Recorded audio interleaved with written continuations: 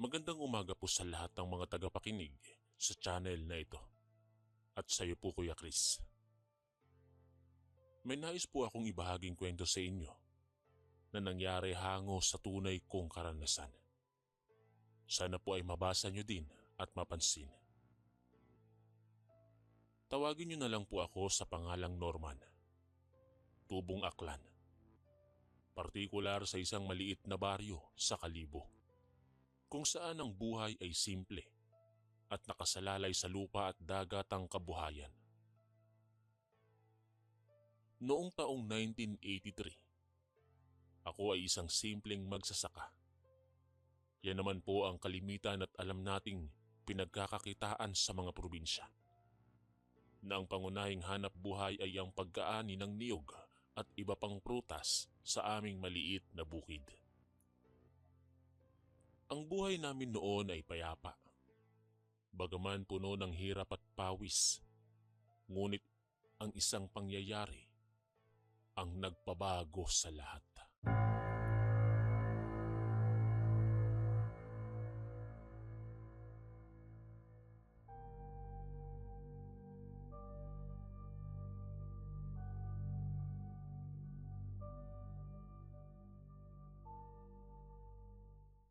Isang umaga, habang umaakyat ako sa matayog na puno ng niyog upang anihin ang mga bunga nito, napabitaw ako sa katawan ng puno dahil sa madulas na balat ng puno na basa pa ng hamog. Nalaglag ako mula sa taas na halos 10 metro, at ang epekto ng pagbagsak ay nagdulot ng matinding pinsala sa aking mga binti. Narinig ko ang tunog ng mga buto ko na nabali, at ang sakit na dumaloy sa aking katawan ay parang libu-libong karayom na tumutusok ng sabay-sabay. Hindi ako makagalaw, at ang aking asawa na si Rosa ay agad na tumakbo upang tulungan ako, kasama ang aming mga kapitbahay na narinig ang aking sigaw. Dinala nila ako pabalik sa aming maliit na bahay na gawa sa kawayan at nipa, kung saan ako ay nanatiling nakahiga sa isang lumang banig. Sa mga sumunod na araw, ang buhay ko ay naging isang walang katapusang pagdurusa. Wala kaming sapat na pera upang dalhin ako sa pinakamalapit na ospital sa Kalibo. Kaya naman umasa kami sa isang natural na hilot, sa isang manghihilot na kilala sa baryo. Araw-araw ay pinupuntahan niya ako upang hilutin ang aking mga buto. Ngunit ang sakit ay hindi nawawala. Ang aking mga binti ay nakatali sa mga piraso ng kahoy upang mapanatili ang posisyon nito. Subalit kahit na ganito, ang bawat galaw ko ay nagdudulot ng matinding kirot na umaabot hanggang sa aking likod at dibdib. Hindi ko maipaliwanag ang pakiramdam na iyon. Parang ang aking katawan ay nasa apoy, at bawat segundo ay isang pakikipaglaban sa matinding sakit. Ang aking pamilya ay binubuo ng 3 anak noon. Ang panganay ay si Juan na nasa edad na 17, at ang 2 nakababata na sina Pedro at Ana na nasa edad na 11 at 10. Si Juan, bilang panganay, ay agad na nagdesisyon na huminto sa pag-aaral upang tumulong sa pamilya. Bagaman labag ito sa aking kalooban, wala akong magawa dahil sa aking kalagayan. Ang aming bukid ay hindi sapat upang matugunan ang aming pang-araw-araw na pangangailangan, at madalas kaming magtiis ng gutom. Minsan ay wala kaming bigas sa loob ng ilang linggo, at umaasa lamang kami sa mga gulay mula sa hardin at isda naman mula sa ilog. Ang tanging dasal ko noon ay ang gumaling ako upang makabalik na sa pagtatrabaho at matugunan ang responsibilidad ko bilang ama. Habang ako ay nakaratay, napansin ko ang mga pagbabago sa buhay namin. Si Juan ay nagsimulang magtrabaho sa isang mayamang pamilya sa baryo na kilala bilang ang mga Del Rosario. Sa unay natuwa ako dahil sa kanyang kasipagan. Subalit unti-unti akong nagtaka sa kanyang mga dala. Madalas siyang umuwi na may dalang masasarap na pagkain, katulad ng karne, prutas at kahit pera na hindi karaniwan para sa isang simpleng trabaho sa bukid. Sa isip ko, alam ko na ang trabaho sa bukid ay hindi madaling magpayaman. Dahil ako mismo ay naranasan yon sa maraming taon. Ang kanyang madalas na pagdadala ng mga ito ay nagdulot ng hinala sa akin. At nagsimula akong magmasid sa kanyang mga kilos. Isang hapon noon, habang ako ay nakaupo sa aming beranda gamit ang aking improvised na upuan, nagdesisyon akong kausapin si Juan tungkol dito. Habang siya ay papalapit kasama ang kanyang mga kapatid, bitbit ang mga dala niyang bagay, naisip ko na oras na upang malaman ang katotohanan. Sa aking pagiging ama, natatakot ako na baka siya ay nasasangkot sa mga bagay na hindi tama, lalo na sa aming lugar na puno ng mga kwento tungkol sa mga masasamang gawain. Ang baryo namin sa Aklan ay may mga alamat tungkol sa mga aswang at mangkukulam. At ang pamilyang Del Rosario ay madalas na pinag-uusapan bilang may kinalaman sa mga ito. Sabi ng mga matatanda, ang kanilang kayamanan ay nagmula sa mga lihim na pakikipag-ugnayan sa mga supernatural na nilalang, kung saan sila ay nagbibigay ng mga serbisyo na hindi maaaring sabihin sa liwanag ng araw. Sa paglapit niya, nagsimula akong magtanong tungkol sa kanyang trabaho. Ngunit ang kanyang mukha ay nagpakita ng pag-aalangan. Bagaman wala siyang diretsong sinabi, ang kanyang katahimikan ay nagbigay ng hudya na mayroon nga siyang tinatago. Sa mga sumunod na araw, patuloy akong nagmasid sa pamamagitan ng pagtatanong sa kanyang mga kapatid. Nalaman ko na hindi siya talaga pumupunta sa bukid, kundi nananatili sa bahay ng mga Del Rosario. Ito ay nagdulot ng matinding pag-aalala sa akin, dahil alam ko ang mga kwento tungkol sa kanilang pamilya na sila ay dumudukot ng mga tao upang ibigay sa mga aswang bilang pagkain. Ang mga matatanda sa baryo ay nagkukwento tungkol sa mga albularyo na biglang nagkakasakit kapag lumalapit sa kanila, at ang ama ng pamilya, bagaman matanda na, ay parang hindi naman tumatanda. Nagdesisyon akong pigilan si Juan sa kanyang trabaho dahil naniniwala akong mas mabuti ang mahirap kaysa mapahamak.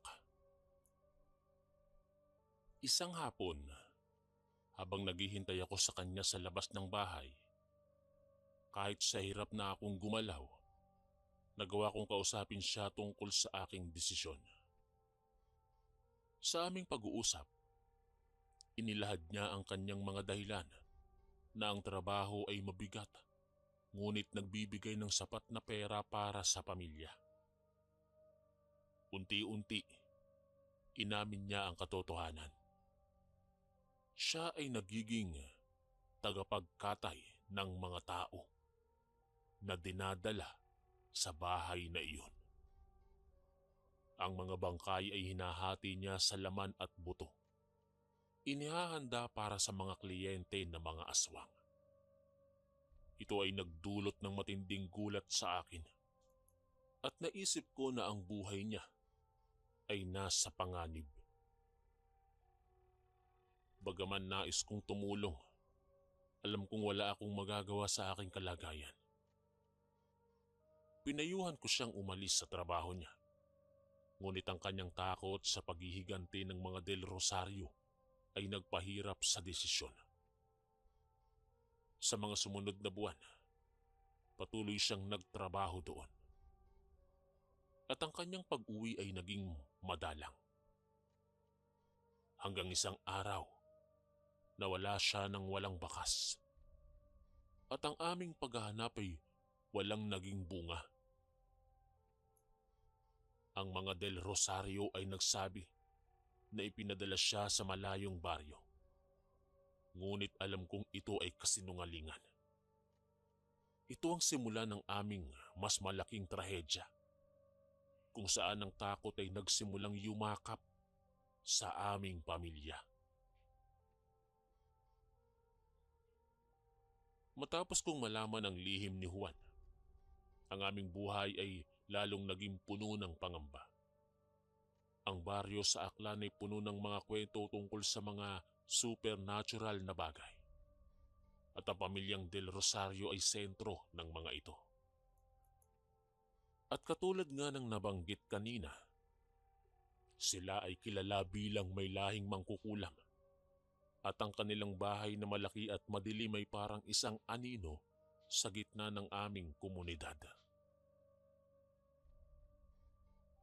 Habang ako'y nananatiling baldado, ang aking asawa ay nagdesisyon na pumunta sa bahay ng mga Del Rosario upang magtanong tungkol sa pagkawala ni Juan. Nang siya ay bumalik, inilahad niya na ang sabi nila ay ipinadala siya sa isang malayong lugar upang maghatid ng mga paninda at maaaring abuti ng isang linggo. Ito ay nagdulot ng galit sa akin at agad kong inutusan si Rosa na puntahan ng isang matandang albularyo na kilala sa baryo na nagngangalang Mang Tomas. Si Mang Tomas ay isang respetadong manggagamot na gumagamit ng mga tradisyonal na paraan upang labanan ng mga masasamang espiritu. Nang dumating si Mang Tomas sa aming bahay, inilahad ko sa kanya ang lahat ng detalye tungkol sa trabaho ni Juan at ang mga hinala ko tungkol sa mga Del Rosario. Naniniwala siya na may kinalaman ng mga aswang sa pagkawala ng aking anak. At pinayuhan niya kaming maghintay ng ilang araw bago sumugod. Sa loob ng panahong yun, gumawa siya ng plano upang pasukin ang bahay nila ng ligtas. Habang kami ay naghihintay, ang takot ay lalong lumalim sa aming pamilya. Sa pagsapit ng araw ng linggo, matyagang kami ay nagbantay sa labas ng aming bakuran kasama si Mang Tomas. Habang ang hapon ay lumalalim, nakita namin si Juan na papalapit mula sa malayo. Sa unay, parang normal siya. Ngunit nang lumapit, napansin namin ang kanyang pangangayayat at ang nakasusulasok na amoy na nagmumula sa kanyang katawan. Siya ay tulala, hindi sumasagot sa aming mga tawag at may mga sugat sa kanyang katawan na parang gawa ng matatalas na kuko.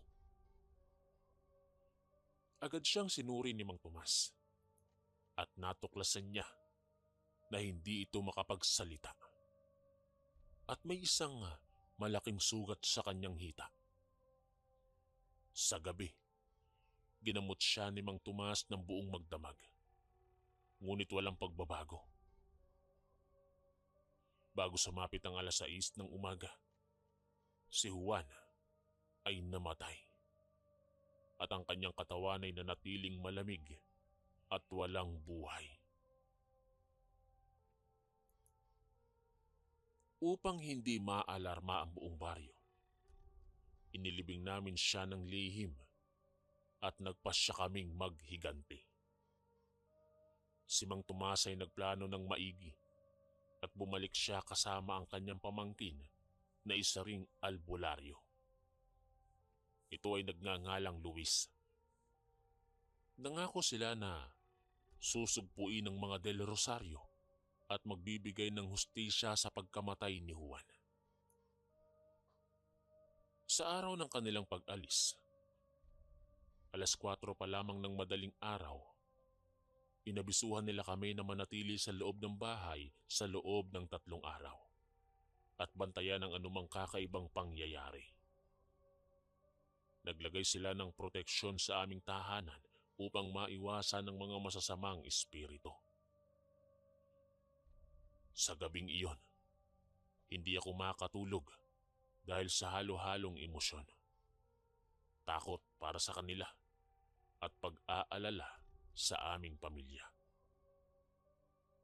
Subalit sa wakas ay nakatulog ako.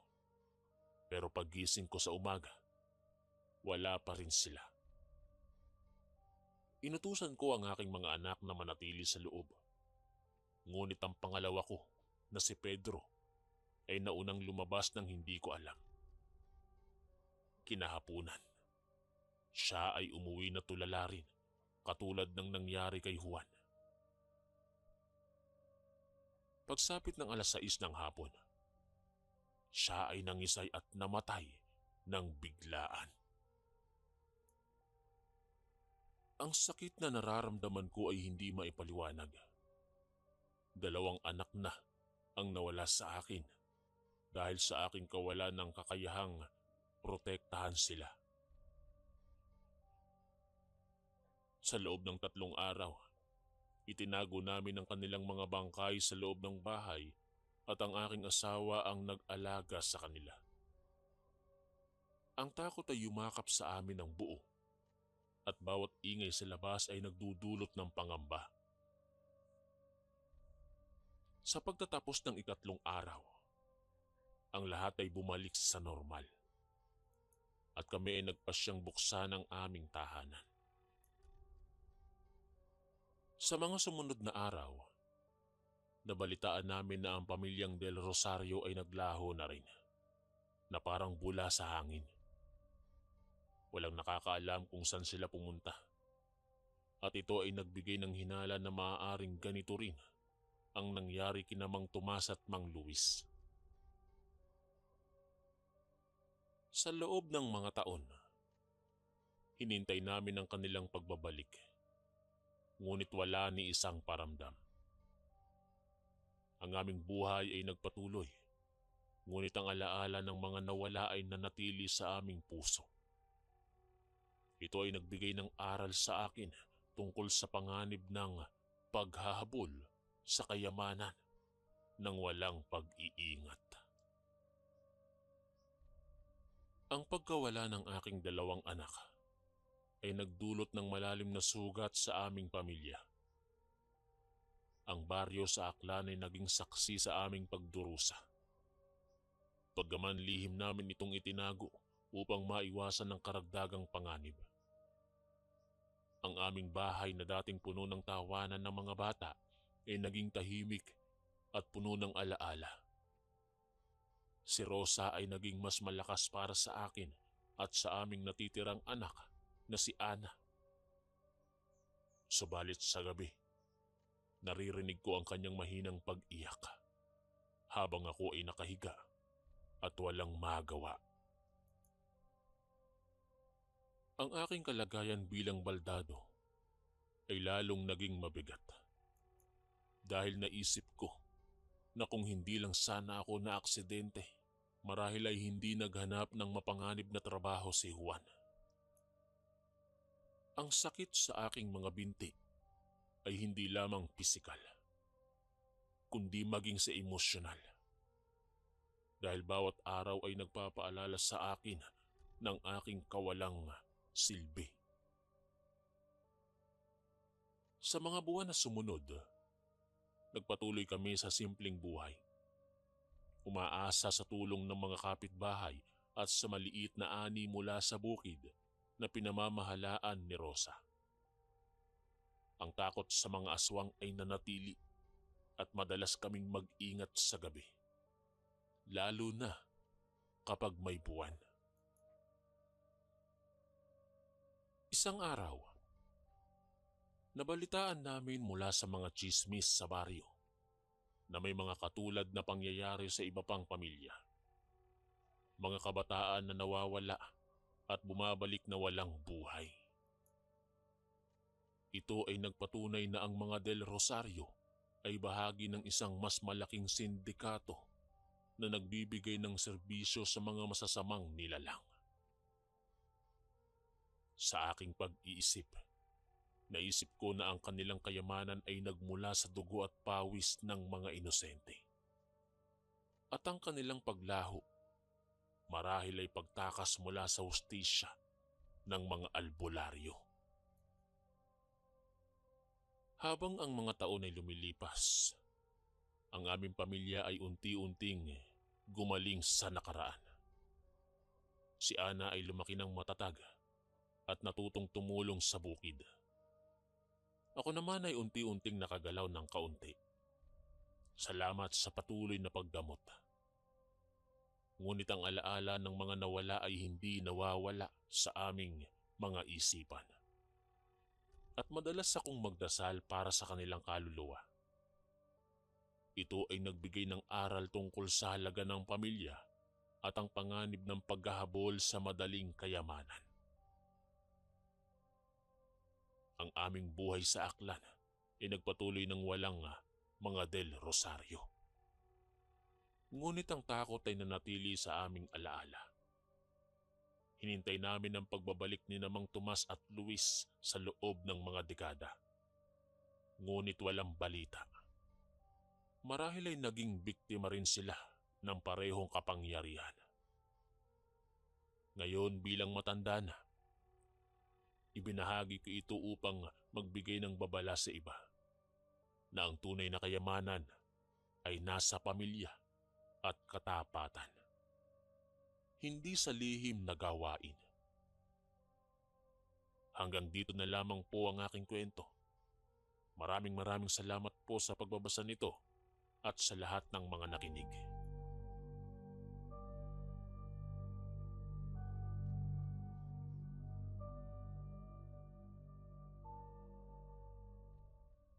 Itago niyo na lang po ako sa pangalang Boyet.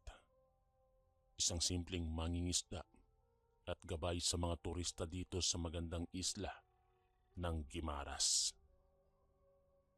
Dito ako naninirahan malapit sa pantalan ng Jordan, kung saan ang dagat ay laging buhay at puno ng mga lihim na hindi lahat ay nakikita ng ordinaryong mata. Ang kwentong ito ay hango sa aking sariling karanasan noong 1988. Isang panahon kung kailan ang buhay ko ay biglang nagbago dahil sa mga nilalang na nagtatago sa dilim. Ito ay hindi lamang isang kwento ng takot, kundi isang aral tungkol sa mga lihim ng mundo na mas malalim kaysa sa karagatan. Sa Guimaras, ang isla na kilala sa matamis na mangga at payapang baybayin. Lumaki ako sa gitna ng dagat at lupa na puno ng buhay. Noong 1988, ako ay namuhay na merong pangunahing hanap buhay tulad ng pagbebenta ng mga sariwang isda na nahuhuli ko araw-araw. Ang pantalan ng Jordan ang aking pangunahing lugar ng trabaho, kung saan ang mga bangka na puno ng pasahero ay dumarating at umaalis na parang alon na walang tigil. Ang simpleng buhay na ito ay sapat na para sa akin upang buhayin ang aking pamilya, na binubuo ng aking asawa at ilang anak na laging naghihintay sa aking pag-uwi. Hindi ko itinuturing na problema ang pagkakaroon ng maraming anak, dahil naniniwala ako na hanggat may sipag at tiyaga, ang dagat ay laging magbibigay ng biyaya. Bukod sa pagbebenta ng isda, ako ay nagsisilbi ring gabay sa mga bakasyonista na dumarating mula sa iba't ibang lugar. Ang Guimaras ay may maraming lihim na sulok, mula sa mga puting buhangin na dalampasigan hanggang sa mga burol na puno ng sariwang hangin. Sa tuwing wala akong trabaho sa pantalan, ako ay naglilibot sa buong isla upang matuklasan ang mga bagong tanawin na maaari kong ipakita sa mga turista. Ang kita mula rito ay malaki, lalo na kapag ang mga bisita ay natutuwa sa mga lugar na hindi karaniwang nakikita sa mga mapa. Sa ganitong paraan, ako ay nakakapagdagdag ng pera para sa pamilya. At ang buhay ay tila perpekto sa kabila ng mga hamon ng araw-araw na buhay. Subalit sa likod ng kagandahan ng Guimaras, may mga kwento na kumakalat sa mga matatanda at sa mga nayon. Mula pa nung ako'y bata, naririnig ko ang mga bulong-bulungan tungkol sa mga nilalang na hindi nabibilang sa mundo ng mga ordinaryong tao. Ang aking lolo na si Pedro ay laging nagbabahagi ng mga kwento tungkol sa mga lihim na lahi na naninirahan sa mga madilim na bahagi ng isla. Siya ay isang matandang lalaki na bihirang magsalita, ngunit kapag ginawa niya ito, ang bawat salita ay puno ng katotohanan at walang halong kasinungalingan. Naniniwala siya na ang mundo ay hindi lamang para sa atin, kundi may iba pang mga lahi na natira pagkatapos ng mga malalaking pagbabago sa kasaysayan. Ayon sa kanyang kwento, may mga nilalang na tinatawag na taong dilim. Isang lahi na nagtatago sa mga anino at kumukontrol sa mga bagay na hindi nakikita ng karaniwang mata. Sila ay katulad ng ating lipunan na may mga ordinaryong miyembro, mandirigma, manggagamot, at lalo na ang mga tagapanday ng mga makapangyarihang bagay. Ang mga taong dilim ay kinikilala bilang mga pinuno ng mga masasamang nilalang, tulad ng mga aswang at iba pang sumasamba sa kadiliman. Sila ang pinagmumulan ng mga espesyal na kapangyarihan na tinatawag na bertud, na nagbibigay ng lakas sa mga sumusunod sa kanila. Noong mga panahong iyon, ako ay hindi masyadong naniniwala sa mga kwentong ito dahil ang aking buhay ay nakatuon sa dagat at pamilya. Ngunit ang aking lolo ay laging nagpapaalala na ang Guimaras ay hindi lamang isang ordinaryong isla. Ito ay puno ng mga lihim na kaharian na umiiral sa paralel na mundo. Siya ay may karanasan noong kanyang kabataan kung saan siya ay nawala sa isang bundok at natulungan ng isang mabait na miyembro ng mga taong dilim. Mula noon, sila ay naging magkaibigan at sa pamamagitan nito, nalaman niya ang mga lihim ng kanilang kaharian. Sa aking araw-araw na gawain, ako ay laging nag-iingat, lalo na sa mga lugar na malayo sa pantalan. May mga panahon na ako ay nakaririnig ng mga kakaibang ingay sa gabi o nakakakita ng mga anino na hindi karaniwan. Ngunit ako ay patuloy na nagtrabaho dahil ang buhay sa isla ay nangangailangan ng katatagan. Isang hapon, habang ako ay nagpapahinga malapit sa isang madilim na bahagi ng dalampasigan, ako ay nakakita ng mga figura na naglalakad sa dilim. Sa unay akala ko ay ordinaryong tao lamang sila. Ngunit habang lumalapit ako, napansin ko ang kakaiba sa kanilang anyo. May usok na lumalabas sa kanilang katawan at ang kanilang hugis ay hindi solid, na parang anino na nawawala sa hangin. Sa takot, ako ay tumakbo pabalik sa aking tahanan. At doon ay nagsimula ang aking karamdaman. Ako ay nagkaroon ng matinding lagnat. Nanginginig ang aking katawan at pakiramdam ko ay umiikot ang buong mundo. Ito ay nagpatuloy ng ilang araw. Hanggang sa tawagin ng aking asawa ang aking lolo. Sa kanyang pagdating, agad niyang napansin ang aking kalagayan at sinabi na ito ay epekto ng pagkakakita sa mga taong dilim. Siya ay nagbigay ng tulong sa pamamagitan ng isang ritual na kinabibilangan ng isang itim na ugat at isang mangkok na puno ng kamangyan at uling. Pagkatapos ng ritual, ako ay gumaling at doon nagsimula ang aking mas malalim na pang-unawa sa mga lihim ng isla. Sa kabanatang ito ng aking buhay, nagsimula ang aking paglalakbay mula sa simpleng buhay tungo sa pagtuklas ng mga bagay na hindi nakikita ng lahat. Ang Guimaras ay hindi lamang isang lugar ng kagandahan.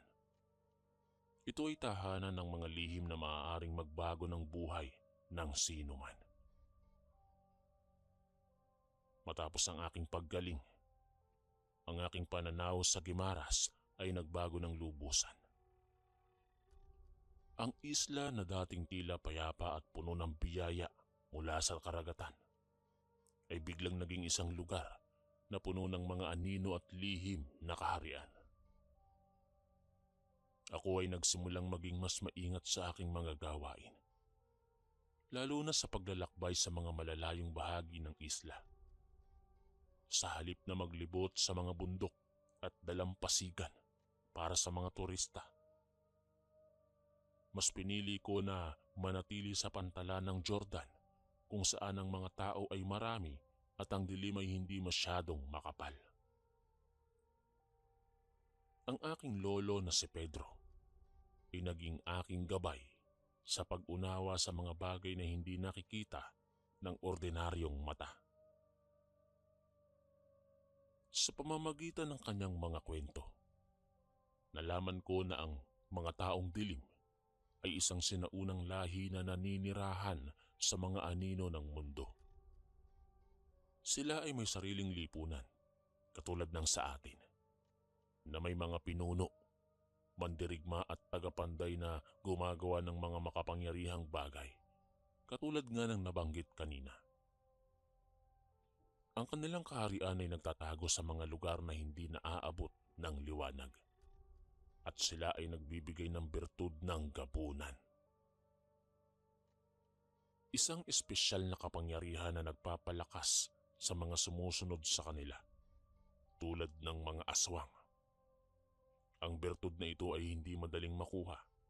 Ito ay nangangailangan ng pagsubok at sakripisyo at hindi lahat ay nakakauwi ng buhay. Ang aking lolo ay may malalim na kaalaman tungkol dito dahil sa kanyang pakikipagkaibigan sa isang miyembro ng mga taong dilim. Noong kanyang kabataan, siya ay nawala sa isang lihim na bahagi ng isla at natulungan ng nilalang na ito. At mula noon, sila ay nagbahagi ng mga lihim at nalaman niya na ang Guimaras ay bahagi ng kanilang teritoryo. Mula pa noong sinaunang panahon, ang pantalan na aking pinagtatrabahuhan ay hindi lamang para sa mga tao. Ito rin ay daanan ng mga nilalang na nagmumula sa kadiliman. Isang hapon, habang ako ay nagbebenta ng isda sa pantalan, dumating ang isang bangka na kakaiba. Ang mga trapal nito ay nakababa kahit walang malakas na alon. At may pakiramdam ako na kakaiba sa hangin. Habang lumalapit ako, nakita ko ang mga mata ng isang matandang lalaki na hindi katulad ng sa ordinaryong tao. Ito ay parang sa mabangis na hayop na may itim na hugis na katulad ng sa ahas. Sa takot ko, ako ay umatras at hindi nagtagal. Dumating ang aking lolo kasama ang isang lalaking may matibay na pangangatawan. Habang bumababa ang mga pasahero, napansin ko na ang kanilang anyo ay nagbabago sa aking paningin. Sila ay mga aswang na pumupunta sa isla upang kumuha ng bertud. Ang aking lolo ay nagpaliwanag na ang mga ito ay dadaan sa isang pagsubok sa kaharian ng mga taong dilim. At hindi lahat ay makakauwi. Sila ay ginabayan ng kaibigan ng aking lolo at kami ay inimbita na manood ng paligsahan. Sa gabing iyon, kami ay naghanda ng maigi na may medalyon ng 3 persona at isang espesyal na ugat na nagbibigay ng proteksyon. Habang kami ay naglalakad patungo sa lihim na lugar, kami ay dumaan sa 2 puno ng kalumpang na nag-anyong arko. Sa pagdaan namin, ang buong paligid ay nagbago. May 7 buwan sa langit na may malaking ahas na lumilipad sa paligid nito. Ang mga gusali ay kulay itim at ang liwanag ay nagmumula sa itim na apoy. Ang kaharian ng mga taong dilim ay sumasakop sa halos buong isla na mayroong mga istruktura na hindi maipaliwanag sa ordinaryong mundo. Sa gitna ng liwasan na malawak at puno ng kagamitan, nagsimula ang paligsahan. Ang mga aswang ay nakatali at hinarap ang isang malaking kapre na alaga ng mga taong dilim. Ang labanan ay hanggang kamatayan at ang mga aswang ay kailangang talunin ito upang makuha ang bertud. Sa kabila ng kanilang pagsisikap, marami sa kanila ay namatay at tanging 2 lamang ang nakaligtas at nakuha ang gantimpala. Sa pagbalik namin sa normal na mundo, ako ay puno ng pasasalamat sa aking buhay.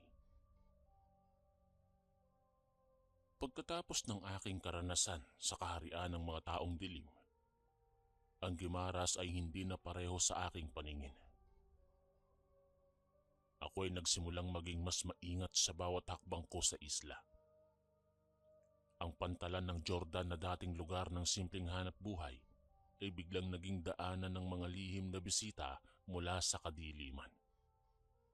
Ang aking lolo ay patuloy na nagbigay ng gabay na naglalahad ng mga paraan upang protektahan ang sarili mula sa mga nilalang na ito. Siya ay nagbigay ng medalyon ng 3 persona na nagbibigay ng espesyal na proteksyon laban sa kanilang enerhiya. Ang mga taong dilim ay may malalim na impluwensya sa isla na umiiral mula pa noong walang katao-tao. Ang kanilang kaharian ay nagtatago sa mga anino at sila ay nagbibigay ng bertud sa mga aswang na handang sumailalim sa pagsubok.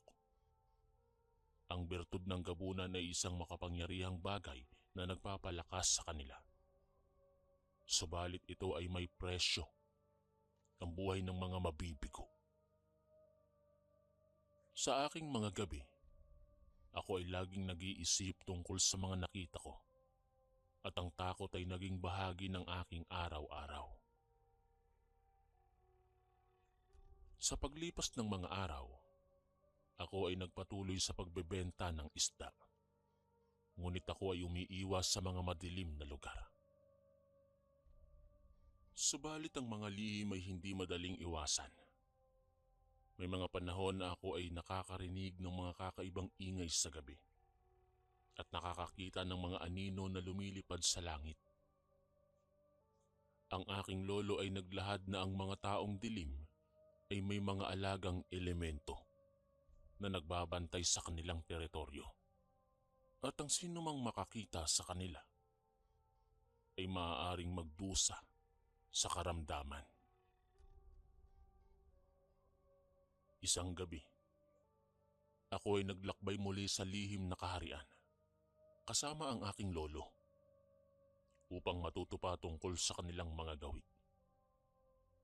Sa pagdaan sa arko ng Kalumpang, ang mundo ay nagbagong muli na merong itim na liwanag na nagbibigay ng kakaibang ningning.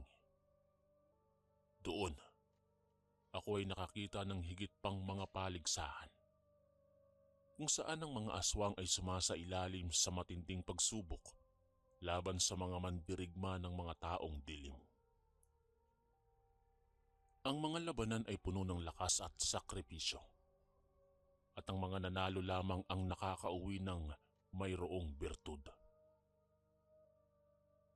Sa kabila ng takot, ako'y natuto ng mga paraan upang maging ligtas, tulad ng paggamit ng espesyal na ugat at ritual.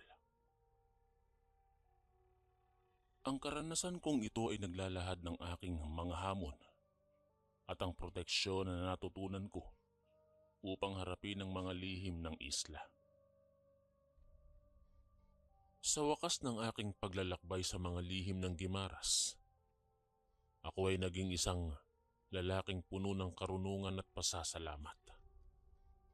Ang isla na puno ng kagandahan at misteryo ay nagturo sa akin na ang mundo ay mas malaki kaysa sa nakikita.